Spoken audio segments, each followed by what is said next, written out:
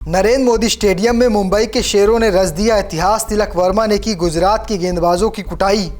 गेंदबाजी में बुमराह ने बरपाया कहर, अश्विनी कुमार ने तोड़े गुजरातियों के डंडे। हार्दिक पांड्या की टीम ने लगाई लंबी छलांग, गुजरात की हार पर भड़के कप्तान शुभमन गिल।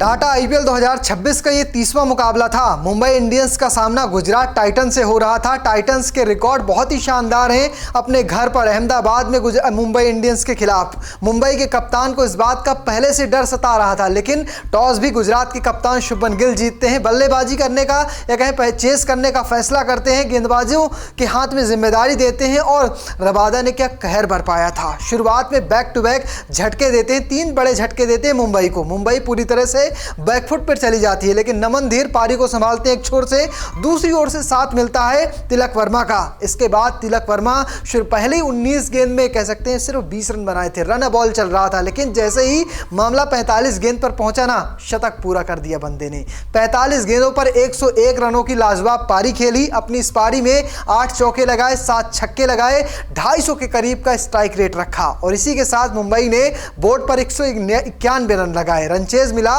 200 रनों का, जो अपने आप में इस पिच पर बहुत बड़ा रन था। 170-80 रन चेस करना आसान माना जाता है, लेकिन 200 रन बोर्ड पर लगने के बाद पावर प्ले में दबाव आ गया और आज शुरुआत में गेंदबाजी का जिम्मा बुमराह ने संभाला। पहली गेंद में सुदर्शन को आउट किया, अगले ओवर में हार्दिक पांड्या ने बटलर को आउट कर दिया। पूरी तरह से गुजरात बैकफुट पर आ गई और गुजरात ये मुकाबला 99 रनों से हार जाती है। क्या हुआ था मुकाबले में, कैसे क्या हुआ, चलिए मैं आपको फटाफट वो भी बता देता हूं। पहले बल्लेबाजी करने उतरी मुंबई इंडियंस ने आज 2 बड़े बदलाव किए थे। रोहित शर्मा नहीं खेल रहे थे, दानिश मालिवार को मौका मिला था। दानिश इस मुकाबले में कुछ खास कमाल नहीं कर पाते हैं, रबादा उन्हें सस्ते में ही आउट कर देते हैं, लेकिन क्विंटन डिकॉक जो पिछले मुकाबले के शतकवीर थे, इस मुकाबले में कुछ खास कमाल नहीं कर पाते हैं, उन्हें भी रबादा चलता कर देते हैं। आज नमन धीर, सूर्य कुमार यादव भी कुछ खास कमाल नहीं कर पाते, लेकिन नमन धीर खड़े रहते हैं। सूर्या का बल्ला एक और पारी में फ्लॉप हो जाता है। नमन धीर ने तिलक वर्मा के साथ एक अच्छी साझेदारी की। नमन धीर ने 45 रन बनाए। इसके बाद हार्दिक पांड्या की बात करें तो वो भी सिर्फ रना बॉल करके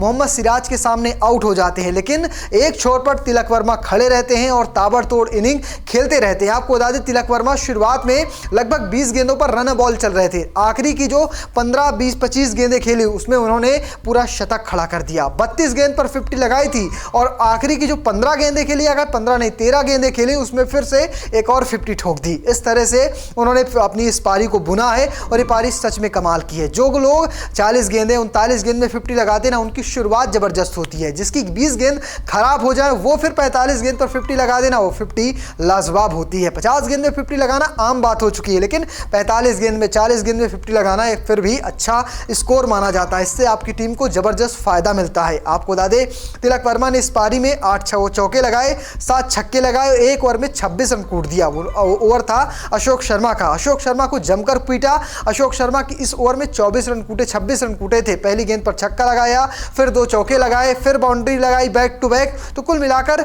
5 गेंदों पर बाउंड्री लगाते हैं और इस मुकाबले में एक बड़ा स्कोर मुंबई इंडियंस खड़ा करने में कामयाब हो जाती। जहां लग रहा था 170-80 रन बनना मुश्किल है, वहां 199 रन बनते हैं। कगिसो रबादा ने सबसे ज़्यादा 3 विकेट चटकाए। इसके अलावा 1 विकेट मिलता है मोहम्मद सिराज को, 1 विकेट चटकाते हैं प्रसिद्ध कृष्णा। कुछ इस तरह से मुंबई की बल्लेबाजी घटती थी। अब बारी थी रनचेज की। क्या हुआ रनचेज में, चले मैं आपको वो भी बता देता हूँ। 200 रनों के लक्ष्य का पीछा करने उतरी गुजरात की शुरुआत बेहद खराब हुई। आज बुमराह को पहले ओवर में जिम्मेदारी हार्दिक पांड्या ने दी और हार्दिक पांड्या बुमराह ने गेंदबाजी का जिम्मा संभाला था। शुरुआत में पहली गेंद पर बुमराह ने साई सुदर्शन को कैच आउट करा दिया। पहला झटका लगा, यहीं से गुजरात की टीम बैकफुट पर आ गई, क्योंकि इनकी जो सबसे बड़ी मजबूती है, इनके टॉप 3 बल्लेबाज हैं, साई सुदर्शन, शुभमन गिल और बटलर। और इसमें साई सुदर्शन का विकेट गिरना कह सकते हैं टीम को बड़ा झटका देके गया। इसके बाद थोड़ी देर तक बटलर जरूर संघर्ष करते हैं उस बुमराह के ओवर में, लेकिन जैसे ही दूसरा ओवर शुरू होता है वहां पर हार्दिक पांड्या ने उन्हें LBW आउट कर दिया।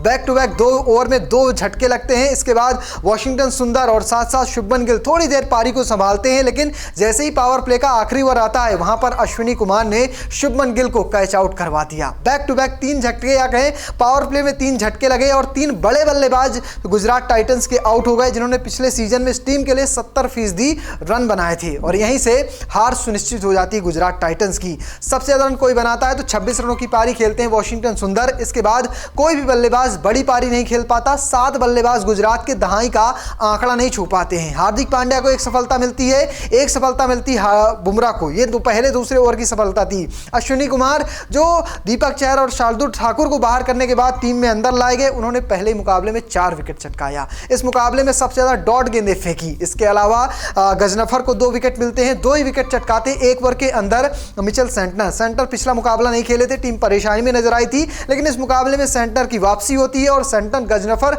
इस मैदान में जलवा बिखेर देते हैं। दोनों की स्पिन जोड़ी ने मुंबई को बहुत ही मजबूती प्रदान की। अब एक नया कॉम्बिनेशन मिल चुका है इन्हें कि आपकी गेंदबाजी की जो तेज गेंदबाजी का जिम्मा है उसमें अश्विनी कुमार होंगे, बुमराह होंगे, हार्दिक पांड्या होंगे। स्पिन की जिम्मेदारी में आपको मिलेंगे अल्लाह गजनफर, साथ साथ देंगे मिचेल सेंटर। इस तरह से 5 गेंदबाजों का ये टीम प्रयोग करेगी और इसके अलावा बाकी जो और भी ऑप्शन है, रदरफोर्ड का ऑप्शन मौजूद रहेगा, क्विंटन डिकॉक का ऑप्शन मौजूद रहेगा। 4 फॉरेन प्लेयर जो ओवरसीज प्लेयर होंगे वो अब बिल्कुल कंफर्म हो चुके हैं, डिकॉक, रदरफोर्ड, अल्लाह गजनफर और मिचेल सेंटर। बाकी खिलाड़ी 12 खिलाड़ी होंगे जो एक इंपैक्ट सब के तौर पर यूज होंगे, वो बाकी 8 इंडियन प्लेयर होंगे। रोहित शर्मा के अगले मुकाबले में वापसी हो जाएगी, मुंबई इंडियंस और खतरनाक हो जाएगी। फिलहाल अगर पॉइंट्स टेबल की बात करें तो पॉइंट्स टेबल पर अभी भी पंजाब की टीम टॉप पर बनी हुई है जिसके पास 11 पॉइंट है, फिर आरसीबी का नंबर आता है, फिर राजस्थान रॉयल्स है, उसके बाद सनराइजर हैदराबाद, फिर ये टॉप 4 है। 5 की बात करें तो दिल्ली कैपिटल्स वहां पर मौजूद है, 6 पर गुजरात टाइटंस है, 7 नंबर पर पहुंच चुकी मुंबई इंडियंस जिसे 10 नंबर पर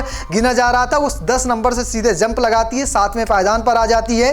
3 टीमों को नुकसान होता है जिसमें केकेआर टीम शामिल है, लखनऊ शामिल है और साथ साथ सीएसके शामिल है। तो फिलहाल आपको क्या लगता है, क्या मुंबई इंडियंस अभी भी प्लेऑफ में पहुंच सकती है? नहीं, कमेंट बॉक्स में लिखिएगा और पेज को फॉलो करना, चैनल को सब्सक्राइब करना बिल्कुल मत भूलिएगा। धन्यवाद।